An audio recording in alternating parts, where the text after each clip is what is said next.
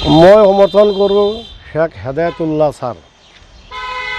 তাৰ কাৰণ তেওঁ চাৰিজন কেণ্ডিডেট আছে, অমৃত বাদশাহ, জীৱেশ ৰায়, শাবানা আক্তাৰ।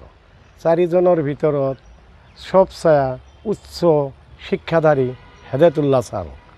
তেওঁ ৰত্নপীঠ কলেজৰ ইংলিছ প্ৰফেচাৰ আছিল, লগতে প্ৰিন্সিপালো আছিল। তেওঁ বহু জ্ঞানী লোক। জ্ঞানেই হৈছে শক্তি। সেই জন্য যাৰ জ্ঞান নাই, বাকী দলৰ অমৃত বাদশাহ নন কোৱালিফাইড, তাক আমি ভোট দি কি কৰিম? মই নিৰ্দলীয় আৰু ৰাইজকো আহ্বান কৰোঁ, নিৰ্দলীয় হিচাপে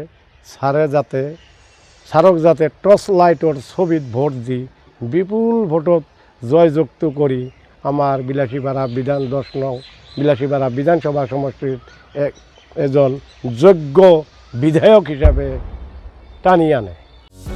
যিকোনো খবৰৰ বাবে যোগাযোগ কৰক আমাৰ এই নম্বৰত 9181 307 221।